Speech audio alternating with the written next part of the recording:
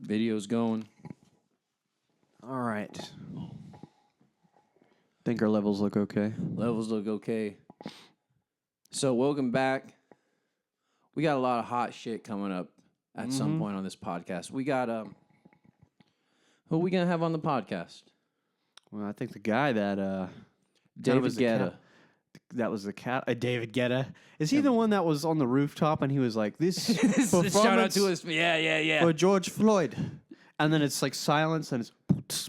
Yo, shout out to his family. That was wild, man. David Guetta. That was wild. I don't even what.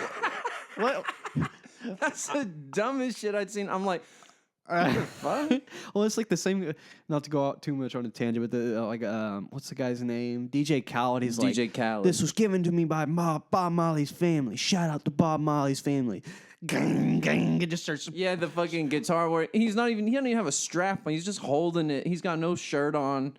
Just holding it, just beating the hell out of it. Sounds like if they gave Lou Reed too much ketamine and he forgot what a chord was. I mean, it's incredible. That's one of the best YouTube clips of all time. But at the same time, I think Lou Reed intentionally would forget what chords are and then would make great music off of that. I have a love-hate with Lou Reed. The stuff I really like, I love. Like Sister Ray is one of my favorite songs ever, just like any other, right. indie dude, whatever. I mean, that song inspired Sonic Youth. There would be no Sonic Youth without that song, better for worse. But like, I like Lou Reed because it's like, okay, I don't think he's a very good vocalist, but it's like everything he sings, it seems like he really means. Like there's a song called Men of Good Fortune off his album Berlin, which has Jack Bruce from Cream playing bass on it. Really? So it's like this incredible fuzz bass. Or that's what people say. If it's not him, it's a great Jack Bruce impersonator. Real. And then there's an album he did in the 80s or 90s called Blue Mask. All right. And it's like the title track, and there's a lyric by him, and it's like, I mean, it's really all this like really angry song, maybe about his upbringing. I'm not sure. And he's like, they tied his arms behind his back to teach him how to swim. And apparently he couldn't listen to the song after he did it. Like it was one of those like exorcisms of the spirit, you know. That's a good one. And then, I mean, there's a bunch of Velvet songs I love. I like Velvet Underground is where I get most of my Lou Reed from, personally. Oh, yeah, that's the catalyst, Like, I mean, Waiting for My Man. Oh, yeah. And then there's another song he did where it's like, What Goes On in Your Mind, which is the opener for Velvet Underground's self-titled. That has some of the best guitar playing on it. That's the most jangly, happy rhythm guitar. Maybe it was, I don't know if it was, I think Sterling Morrison plays the lead on that. Word. Underrated musician. Anyway, Anyways, aside. So we're getting Lou Reed on the podcast. Yeah, Lou Reed's Ghost. So we got David Guetta, we got Lou Reed's Ghost. We got Kareem Abdul-Jabbar from the film Airplane. Specifically the Airplane version. We're not the basketball player. Right. He's still with us too, Kareem Abdul-Jabbar. We can get him on there. So we started this podcast because a buddy of mine told us to. Yeah, exactly. And then he volunteered all his rich people friends to come on. So I don't want to give any names away. David Guetta. New Order. Yeah. There was Sonic Youth. You met Sonic Youth. In a diner. I think Kim Gordon came over to him and was like, "Hey, we're having a show tonight." And he's like, "Yeah, I'll go." And I was like, "That's fucking cool, man. This guy's really cool." I also saw this guy buy chili. This guy did a chili deal. This dude, he could account for it better, but this guy comes up in his pickup truck with a bag, and it looks like there's like something red in it. And I was like, "Is that raw meat?" And he goes, "Chili." And he hands the guy a 20, and he just puts the chili in his car in this bag. And I was like, that was a chili deal. Yeah. I've never seen that before in my entire life. Dude, you gotta get with the picture. That shit's what's popping off these days. That's like some like beatnik kind of thing. Like they were all sitting in the back of this Forerunner smoking cigarettes by this like little coffee house, and there's literally a rooster. There's a rooster just hanging out. Yeah. This is the Red Cup in Oklahoma City. It's a pretty good joint. Yeah, they got some good stuff. Good breakfast burritos are really good there. I like their breakfast burritos. Their vegan restaurant, I always tell them, put real shit on that. I don't tell them like that, Right. No, I got scrambled eggs in my bowl. I was up there this morning. I get generally the same thing every time I go. a nice vanilla latte. What type of milk do you want? A dealer's choice. Oat milk, whole milk. I don't want to fucking fight it. You know what I mean? Just put some shit in there. Anything. They told me today they plugged my name in as latte. I said, well, you know, I spend a latte money out here, so that was dog shit. Yeah, it just goes black, or they defund us. We lose our sponsorship for Manscaped. We have lost. Please subscribe to the Patreon. We just lost our advertisers with that one. Manscaped. We have a target on our heads, literally. There's men outside with sniper rifles from Manscaped waiting to knock us off at any moment. I think it's time we do the ad read. This episode is sponsored by fucking Long John Silver's. I had some Long John Silver's the other day. Yeah, we're sponsored. Who are still around, I think. Yeah, they're still around, and I ate it. Listen, here's my deal with Long John Silver's. Okay, I loved Long John Silver's as like a little kid. I'm like, fair enough. This is the greatest. But that's stuck in my mind to where I'm like, yeah, I like Long John Silver's. You know, I never think to get it because there's like 2 of them in the state of Oklahoma. All attached to A&W. A&W. Shout out to the Frosted Mug. Get you a big Papa Burger in the joint. But I went. He sounded so disgusted.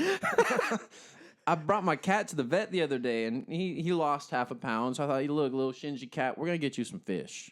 Hell yeah. You know, I love cats. We're gonna go buy fucking Long John Silver's. I was the only one in the drive-through line.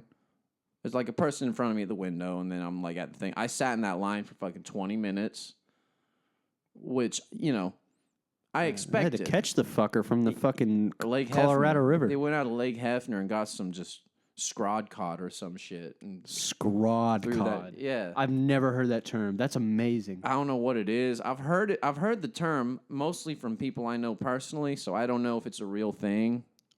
That's creepy. Scrod cod. Scrod cod. You know, it's fake ass fish. Okay. Know? Anyways. Alligator gar sandwich. Anyways, the thing with Long John Silver's tastes good. I feel like absolute dog shit for the rest of the day. Probably because they have like forever chemicals in the flounder batter. They got the damn grease from 1983 in the fryers. You know, it's like those. That and a little, what's the stuff you spray on doors to make it not creaky? WD-40. WD-40, yeah, to keep it clean. Yeah, we're spraying down this shit. Have you seen those videos of like, I don't even know why I've seen them. They just pop up. They're like a forever soup in Thailand where they're like, yeah, this is the same soup as from fucking 1870. But I forgot about that shit. I was like, what the fuck? And they're just like, it's like this witch's brew cauldron. Like they got like a cauldron and they're just like dumping shit in there. Worst part is I actually kind of want to try it. I bet you it'd be good.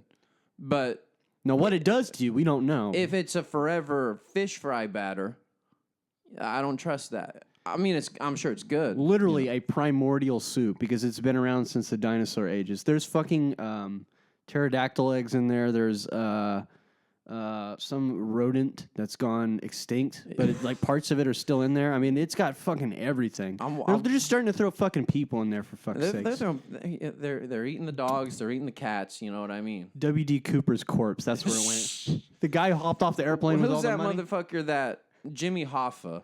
They got fucking Jimmy Hoffa in there. She jimmied me till I hoffed. This is why we're doing this. This is dumb as shit. Sorry. I told you this wasn't going to be intelligent. Anyways. Fuck, where do I go from there? She jimmied me till... We're going to get Jimmy Hoffa on the podcast. Yeah. One of my favorite things to do is sit around and just make up bullshit. Yeah, man, it's the best. So, you know, it's like, I'm not a big EDM guy. I don't know much about electronic music.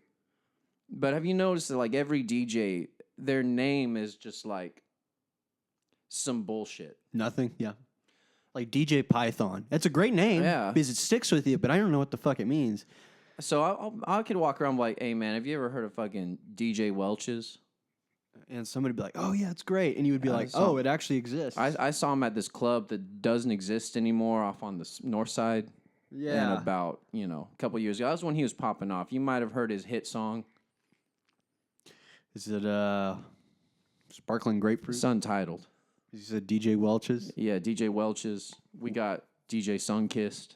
DJ Sunkiss. We got DJ Tang, DJ Pib. Tang. Yeah, DJ Pib I would fuck with. DJ Pib. Here's the deal. Be greasy.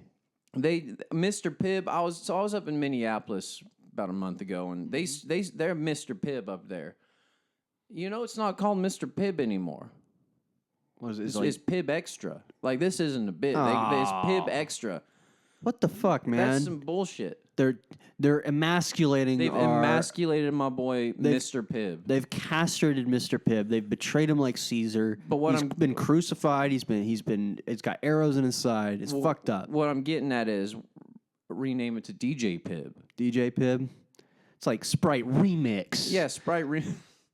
Get a little pizzazz in that thing. We got some fucking Sprite. We're sponsored by Sprite Remix, not regular Sprite. They don't fuck with us. Sprite Remix. Sprite Remix. When I was a kid, Sprite Remix was like champagne for kids. What is Sprite? Fuck do I say words? Sprite Remix. It had like cranberry in it. It had like grape. It had like strawberry. I mean, like when I was a kid, that shit tasted like, even in a can, that shit tasted like fucking like I said, it was like champagne for kids. It's the champagne of sodas. When my mom bought fucking Sprite Remix in like 2003 for me, I was like, this is going to be the best fucking night ever. Hell yeah. And I used to sit with my little CD Walkman and listen to ABBA CDs and just drink Sprite Remix. You fucking Waterloo blasting in your headphones. Yeah, SOS. I liked SOS because it was dark. It was the dark ABBA song. Voulez-vous. Kind of going off. How you feel about the Carpenters? I love the Carpenters. I like the Carpenters so much, I willingly went to a Carpenters tribute act. Okay, I can respect that. It sounds like the most boomer shit ever, but I really enjoyed myself. But here's the deal. Did they do Calling Occupants of Interplanetary Craft? That's the one, the cover of the prog rock song, right? The band that everyone thought was the Beatles. Do you watch Train Records? Oh, yeah. Okay. We're on the same page. Yeah, no, that's a good-ass cover. And Karen Carpenter also did like this album where there was like this Caribbean song, this kind of like cringy kind of like 50s kind of like the Girl from Ipanema style. You talking about the Passengers album? Yeah. And no, Karen Carpenter, there's a video of her playing Dancing in the Street just on drums. She's actually really funky. She's a good fucking drummer. I would have liked to sit in with her and fucking play bass with her. It would be cool if she like played with like some session musicians like Tony Levin or like Carol Kay or Bill Bruford. And she just like, or like, fuck it, Robert Fripp from King Crimson sits in with her. We massively missed out on the timeline where Karen Carpenter joined the Wrecking Crew. Yes. We'll take a fucking Monkees record. We'll put Karen Carpenter on drums. Tommy Tedesco on guitar. And Glenn Campbell. Yeah, have them both. Glenn Campbell and then Carol Kay on bass. There's two basses. Yeah. Glenn Campbell plays the 6-string the Fender 6. Yeah, the Fender 6. Yeah, man, you know what's guitar. Up, man. Yeah. Fuck yeah, dude. This is why we do this shit. Well, this is fucking the theme of this podcast is naming musicians like sports figures. Yes. And I mean, this is gonna be one might as well be 3 hours long. We'll fly in Rick Wakeman from England. He can play the Mellotron or something. Yeah. Anyways, this is the greatest This shaping up to be the greatest Monkees album, maybe since Pisces Jones Capricorn. I actually have that one. I think I got that from my grandmother's record collection. I love the Monkees.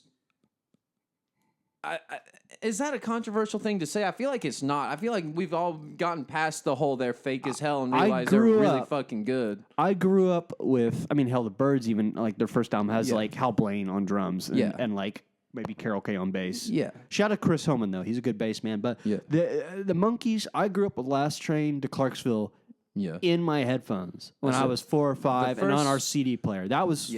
fucking great. The first CD I ever owned was a Monkees Greatest Hits CD, and it might have the same CD. Was it the one? It had like their 4 faces and like some paisley ass flowers and shit. I've got that CD downstairs. It's like a Rhino release. Before you go, I'm gonna see if I can find that. See if it's got the same like one. DW Washburn on it and shit. Yeah, and like it's got to listen to the band with the fucking stereo effect going across. Yeah, I'm pretty sure. Yeah, it's here's what turned. I'd always loved the Monkees. I adore Michael Nesmith. See, I know more about Mickey Dolenz because he was fucking around with the Hollywood Vampires. back in the 70s. He was one of them crew. With Alice Cooper and Harry Nilsson? John Lennon. Yeah, he was one of them cats. So he knew, let's get Mickey Dolenz on the podcast. He knows how to party. That would be crazy. I want to ask him about, like, because he was one of the first, like, pop guys to buy one of those big Moog modular synthesizers. He had, like, number 3. Like, George Harrison had, like, number 2 when he had, like, number 3. Yeah, and then there was somebody else. I think the guy who did that, that album, Plantasia, Mort Garrison. Yeah, something like that. I saw a girl at Hatch, that breakfast place. Yeah. She had a Mort Garrison Plantasia tattoo. Did you shoot your shot? I didn't, because I was with my mom and my sister, but I was like, that's a really cool tattoo. And she goes, thanks.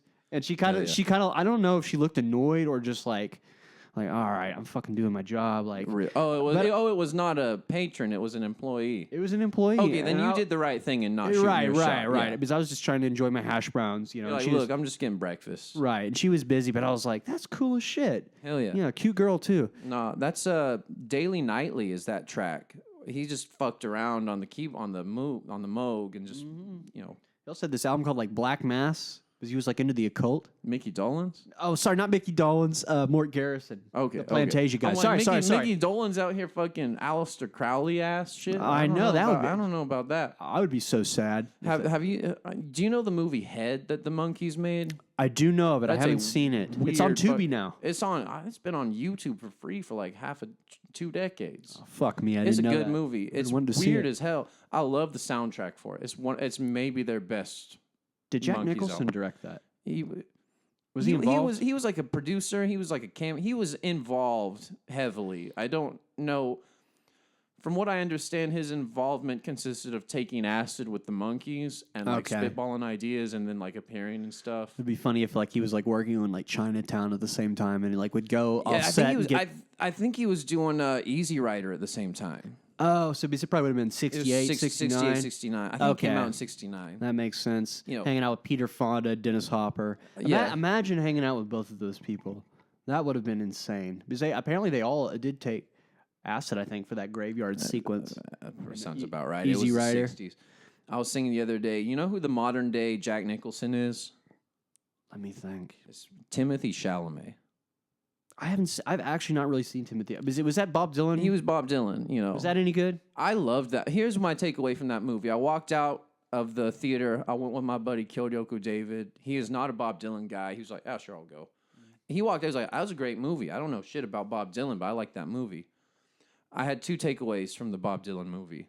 One, as a, aspiring musician, someday I hope I'm just at least, I can only dream of being half as much of a jackass and bad person as Bob Dylan was during that time period. That's awesome. Second off, I need to smoke way more cigarettes. Them cats, they're smoking like 3 of them at a time in that bitch. No, don't. I mean, it would be cool for your voice if you're going for that, but also like you don't want to. It ain't right. Like Bob Dylan's still alive. I seen Timothy Chalamet smoke like a pack a second in that movie, and he's still with us. What I'm getting at is his body can handle it. Yeah. I wonder if Bob Dylan still smokes. I don't know. He's probably not sucking the blood from people if he's still. Him and Keith Richards are vampires. Keith Richards is never going to die. Dude, it doesn't seem like it. I don't want him to, but like no, he's mummified himself. He looked old when the Rolling Stones first started. That's how old he is. Have you seen the video? I forget what tour or even what decade it was. It was either late 70s or early 80s, but I think they're playing It's Only Rock and Roll, But I Like It or whatever. And some guy jumps on stage, Keith Richards just beats him with his guitar. Oh, There's like all these balloons and it's like 70s, down. like in Texas or something? That sounds about right. Yeah, I know which one you're talking about because the balloons, but it's like he just hits that guy. It's like that Sex Pistols when they're playing in Texas. Yeah. And then like Sid Vicious just really knocks a guy with his P bass. And it's nuts. That probably made the most musical sound out of that P bass that ever came out of Sid Vicious's hands. I will say this about Sid Vicious. Speak your truth. I think it's number one. I think it's an absolute shame they kicked out Glenn Matlock, who could actually play. Yes, that guy's a great bass player. Yes, he wrote Anarchy in the UK and a bunch of those other songs. Like wrote it on the bass for the band to play. Yeah. However, there are clips of Sid Vicious actually kind of playing as good as he could on bass. And I think if it hadn't have been for number one, heroin, and number two, you know, his girlfriend Nancy, I think he actually would have at least been able to play like Dee Dee Ramone. And Dee Dee Ramone's a good punk bass player. You heard Dee Dee Ramone's hip hop album? One song from it. That's all I needed to hear from it. I think it's a funny oddity. I hope Train Records covers that.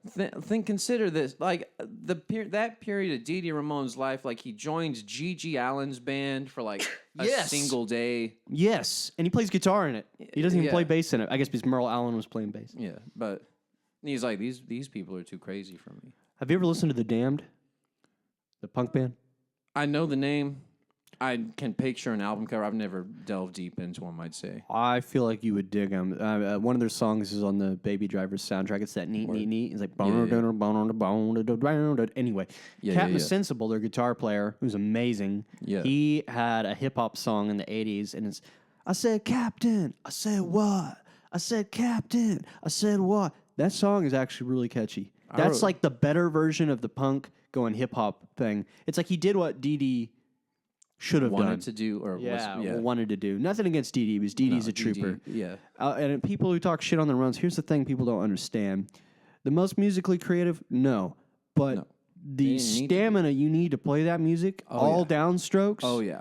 And I found this out. There's an interview with C.J. Ramone, who replaced Dee Dee eventually. Yeah. He said he started playing with his strap-up high because that worked better for him doing other genres. Yeah. He said he realized the reason they have their straps so low is because their wrists need room to do all those downstrokes. Yeah. If you're doing this the whole show, your forearm is going to give out, man. Yeah. And I've only learned a few Ramones songs, and every time I play that shit, my fretting hand, fine.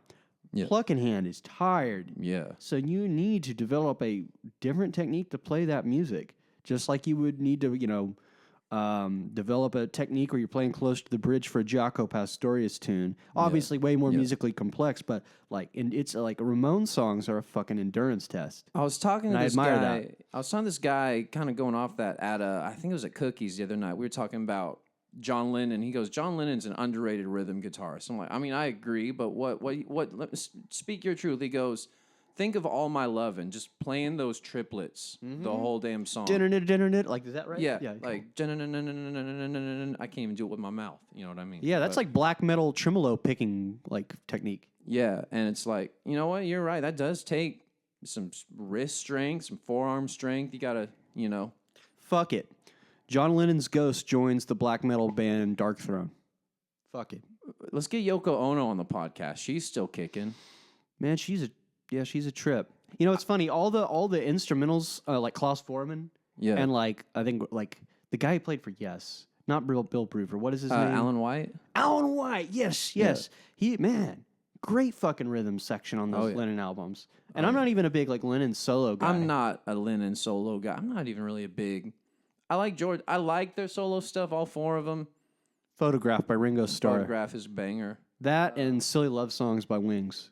I like McCartney 2 a lot.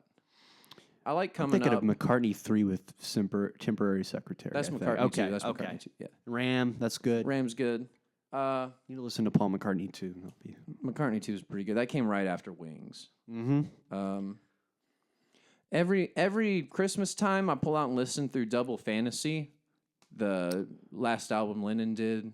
Mostly because that's when he got shot. Is that the one where he's like, I'm not a yellow belly, blah, blah, blah, blah? No, it starts with it's the one where it's him and Yoko Ono kissing on the album cover.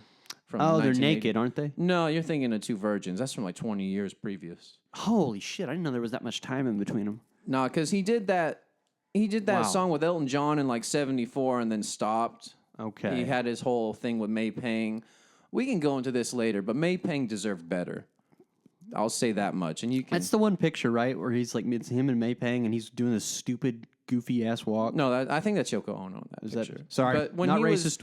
It was when he was doing his fucking Lost Weekend shit. Okay. That was when Yoko Ono was like, I'm sick of you. Go fuck our secretary and go out to California. Oh, wow. Okay. I went to a May Pang photography exhibition here in Oklahoma City. Really? That was maybe 4 or 5 months ago, but... Wow. Yeah, she's a whole Instagram.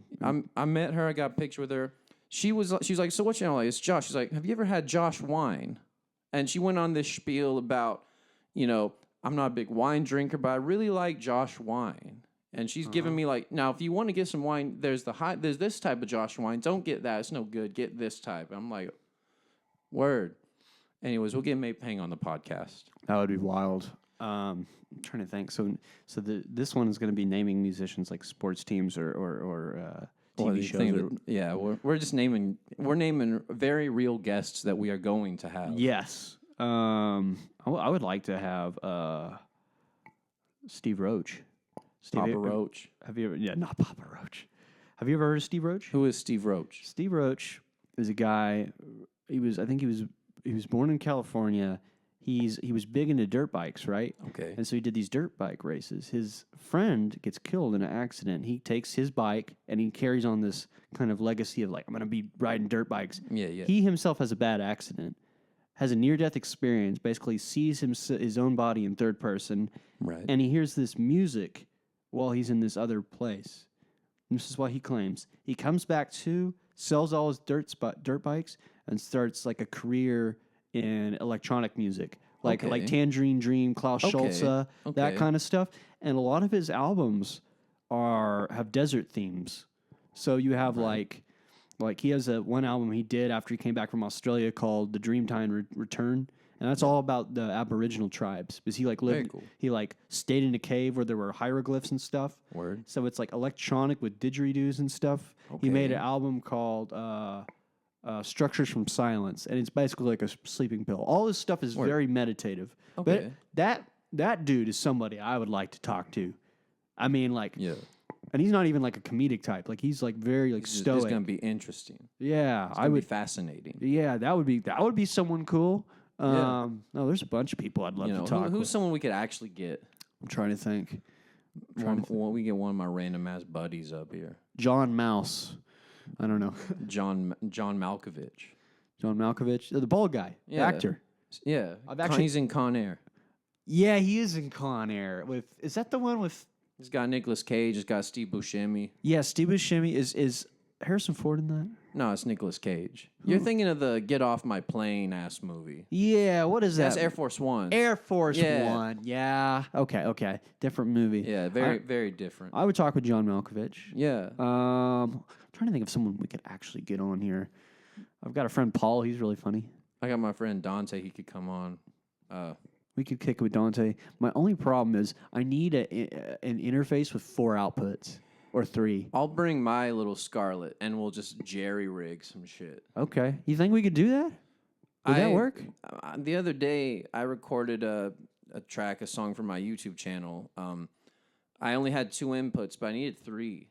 So what I did was I have a little Tascam digital 8-track that I've had forever, and I plugged in my amp DI into that, and I plugged in my drum machine DI into that, and then I plugged in my vocal mic into my Scarlett into my computer. And so I just kind of, I recorded these over here and I pushed it all out to a WAV file and then plopped it on top of the nonsense. It wasn't, it's not ideal. No, I get you. But it worked. It worked. It was major pain, but country boys make do. ain't that amen, brother? I'll drink to that. Man, that was a potent one.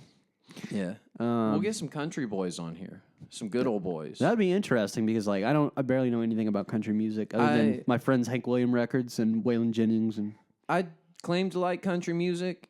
I'm like, I like country music, and then it's like, well, what do you listen to? I'm like, fucking Sweetheart of the Rodeo by the Byrds. Yeah, that's a good one. That's when they had Graham Parsons. Yeah, and he had the Graham Parsons stuff, the Flying Burrito Brothers. That's the country I like. I like Neil Young, Crazy Horse. I love Neil Young. Love Neil Young, Crazy Horse. I don't know if I'd call that country necessarily. That's right, it's like Southern rock, folkier side. I'm trying to think of my guys. I brought this up earlier. Michael Nesmith of the Monkees. Yeah. After he left the Monkees, he had a country rock band, first national band with I think Red Rhodes was their pedal steel player. That's just some of the best pedal steel focused rock songs.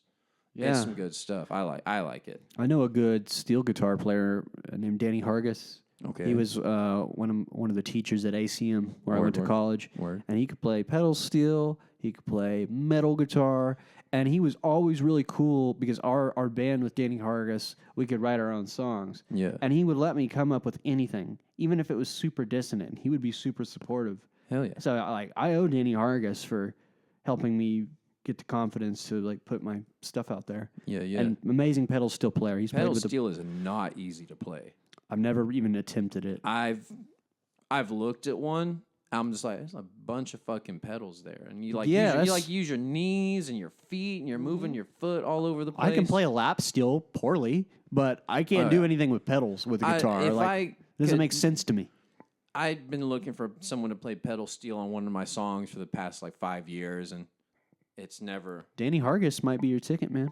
We'll have to get him on the podcast. Yeah, nicest guy. One of the nicest people I've ever met, genuinely. Nice.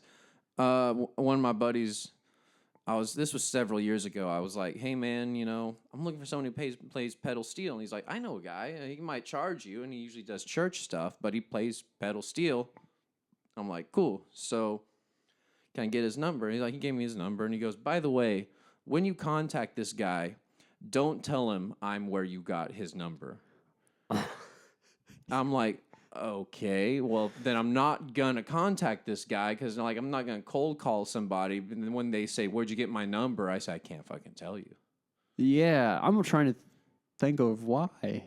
I know I'm why. just curious. It had to do with, I think there's some sort of, something involved with, his wife or something. I don't know.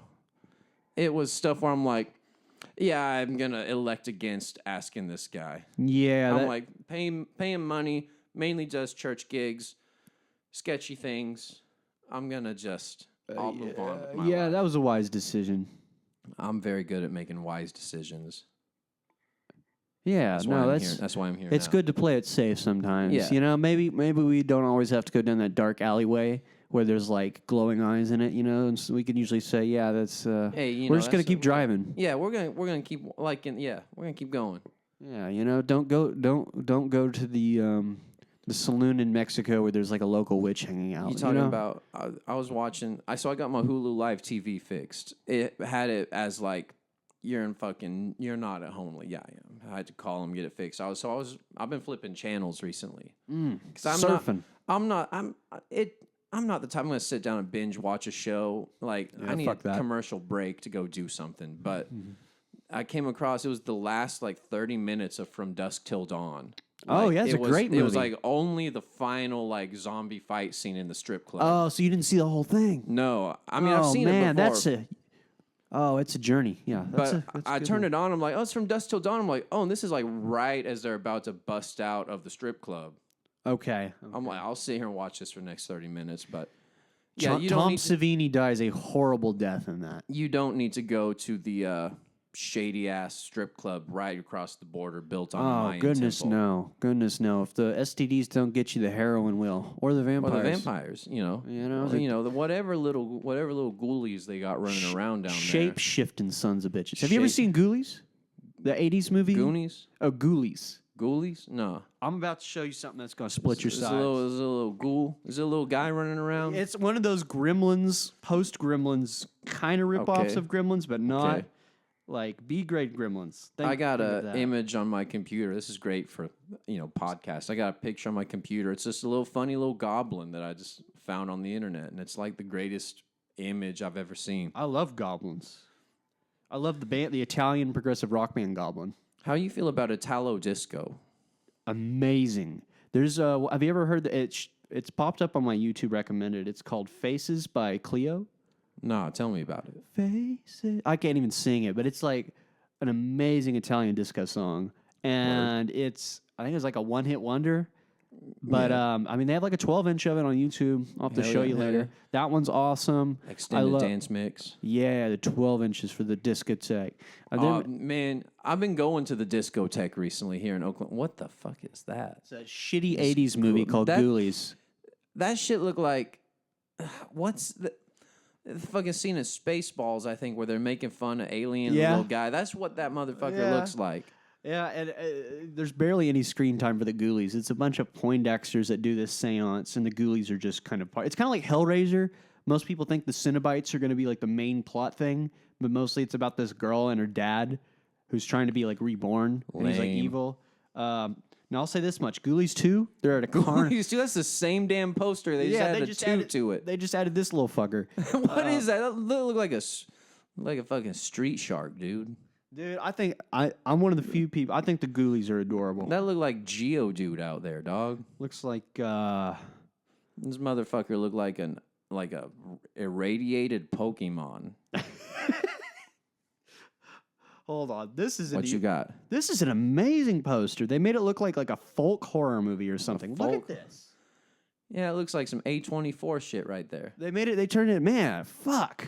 That's an amazing poster. We need to do a movie-centric episode and get my buddy Corey on, because he's got... Oh, you see my movie rack over there? I seen it. I see you got... I see Dusk Till Dawn right there. Yeah, Cannibal Ferox. Right I Drink Your Blood, Mario Bava. But he bought...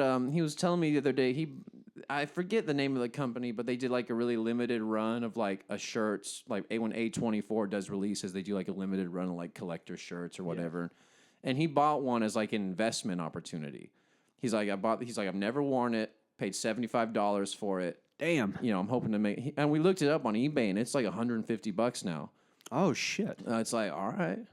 Okay. So he knows what he's doing. You're getting a return. He's like, I've never worn it. It's just hanging up. I'm like, well, he goes, I think I'll sell it now because I can't imagine it going that much higher. I can see it dropping back down, you know. It's like in the 90s when Pink Floyd, obviously Roger and David got divorced. David Guetta. Rip to George Floyd. This is for George Floyd's family. This is for his family. Yeah. Golly. That should be a return. I like that it wasn't even rip. It was just shout out to George Floyd.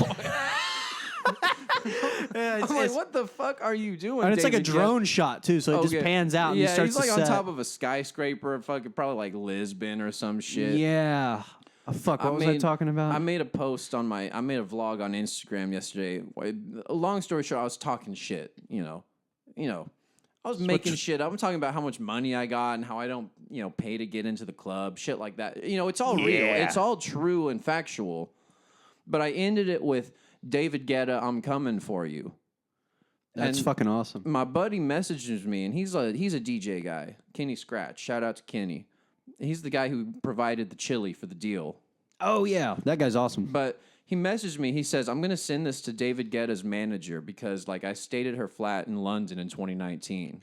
Of course he did. That's crazy. I replied to him. He's got a standing invitation on the podcast if you want to get David Guetta up on this. Holy shit. So, he's French, right? He is French, right? He's one of them. It's funny. I always think of him and this completely different art style, music style. Jean-Michel Jarre, who did these crazy French progressive albums in the 70s. He did this one called Oxygen. Oxygen. It's like all with analog synthesizers. Okay. That's good shit, man. But I always get Jean-Michel Jarre and David Guetta not confused, but I'm like... That's the same individual. I always think they're from the same universe, even though they make completely... Jean-Michel Jarre would probably strangle me if he found out about that. If he found out you thought he was actually David Guetta. Yeah, no, that'd be wild. How about David Guetta versus David Gilmour? How about David Guetta versus David and Goliath? There would be... Somebody would be killed. Shout out to King Saul. Shout out to his family. Ezekiel. The Canaanites even. Shout out... Look, Nephilim in Iraq. Look, have you heard about that shit? You know why we invaded Afghanistan? They're giants. I've heard... The giants of Kandahar. Man, one of the funniest things I've ever seen is somebody... Man, I've been getting some evil Facebook page recommendations. I mean, like end times type shit. And there was one who was like, this is a map of every Nephilim that's been reported on the U.S. And I was like, what the fuck? So there's these shit's real as hell. Schizos talking about, and it might be real. No, it's very real. But also these people were definitely schizophrenic. Right. It's like these giant bones on the map, and it's just like, here's where they've been spotted. And I'm like, how in the fuck did you pull this together? Where are you getting all these reports of giant bones? I saw this shit on... This was a while ago. This was before I deleted my Twitter. But it was about The Anunnaki are coming back, dude. Them aliens, right? Yeah, the Anunnaki. You know, the Bronze Age ass aliens. Okay. But it was this cat was just like, I've got all these leaked Pentagon documents, and the Anunnaki are returning. Blah blah blah. I'm like, well, shit. Part of that is, fuck, do you want me to do about this? I didn't know they left. Well, that's true. You know, I didn't know they were coming back. I mean, it's kind of like you've seen the show Stargate. You know what Stargate is?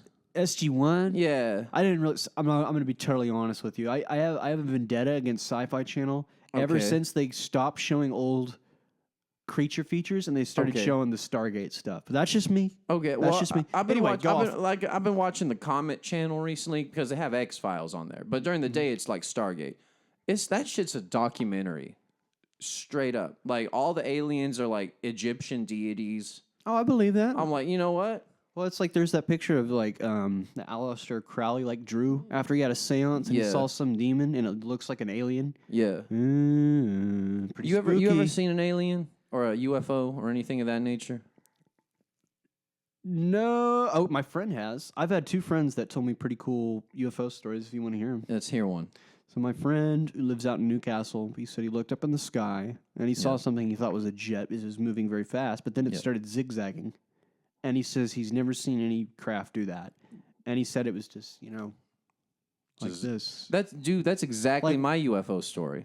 What the Are you serious? Yeah, that's the same shit. You guys might have seen the same damn UFO. Me and my boy Jay Murder were out in Yukon, and we saw this like light in the sky, and it's like it just starts going back and forth, and then it hauls ass just away. Like up, yeah. Oh, yeah. You definitely saw some weird horrors beyond our comprehension. And so did my friend. You might have seen the same fucking UFO, for all we know. All I'm saying is I'm going to have to get on Paranormal Caught on Camera on the fucking Discovery Plus. My dad has probably seen every episode of that. And my mom is always sitting there going, we've seen this one. And my dad's like, there's really an alien. And then sometimes he's like shit posting and he knows it's fake as fuck. Sometimes it's real and sometimes it's, we put a little puppet on a string and dragged it across the yard. And they replay it like 12 times. I love when they interview the fucking talking heads and they're just like, this is very common in alien sightings. Yeah, no, they've got that one. It'd be like the fakest shit I've ever seen. They're like, this is a classic example of the Greys. Yeah, and what their interactions are like. Or look how the child is reacting. This is something very nefarious. Yeah, like man, and there's a few clips on that show that I'm actually like, okay, that is really creepy. That actually could be something, but most of it's just like, all right. This is almost like America's Funniest Home Videos. Like the talking heads is what sells it for me. You got them people out there just like, what is their qualification? How do you become a talking head on a paranormal show? One of the guys has his own podcast. It's called Monsters Among Us. Yeah. I can't remember what his name is. I know I know the guy you're talking about. He has some funny calls on his show. Just like even to the point where it seems like he's kind of going, oh man. Yeah. It's bad when the paranormal podcast guy is going, oh god. Did you ever watch Art Bell? Listen to Art Bell? No, I don't know what you're talking about. Oh my gosh, you would love Art Bell. He was this guy. He had this thing called Ghost to Coast. Oh yeah, Ghost to Coast. And it was like late night, and he had a really good voice, and he would be like, here's Ted from Cincinnati, and he thinks he's seen a demon in his farm. And he'll actually be pretty rational. Yeah. And there's some stories where he's like the guy is clearly like unnerved. And he had an infamous call where a guy was saying he was flying over Area 51. Yeah. And then basically you get the idea that this guy got shot down. And nobody knows if it was actually a hoax or not. Yeah. Some people claim it was a hoax. There was a guy that came back on and said, oh, it was a hoax. But a lot of people think that's the fucking Air Force coming back on. Yeah, that motherfucker was a hoax. Yeah, and they've got his body cryogenically frozen. We got him. Fucking harpy eagle humanoids are like walking around it, guarding it. Yeah. Yeah, fucking Egyptian Sun Ra looking motherfuckers. We got some fucking... They got pyramids and shit out there, sentient. Did you see the shit about how they did that scan of the pyramids and there's all that shit underneath them? You know what I'm talking about? Yes, vaguely. Yeah. And don't they think it goes underground like a long ways? Yeah. I saw there's something I turned into a copy pasta about how it was like, this is, we've known this for centuries in modern science. I don't remember what it said, but. Oh, it probably have. Somebody knows about it. Anything that people are saying, this is our first time experiencing this. We didn't know about it. Bullshit. Yeah, there's some fucker that wears a suit and a tie and has been alive for a very long, probably 300 years old. It's the Hat Man. Yeah, it might as well be. Like somebody that has known about this shit for years, and they're saying, "Oh, well, we never knew about it." Anyways, looking at my clock, we're at 45 minutes. We are we already at 45 minutes? We are way over time. We're gonna have to call this something else besides just musicians because we're gonna cut this. We'll put the psyop shit in the Patreon exclusive. Yeah, UFO session musicians and Long John Silvers. Long John Silvers, yeah. So wow, you got anything you want to promote for the end of this episode?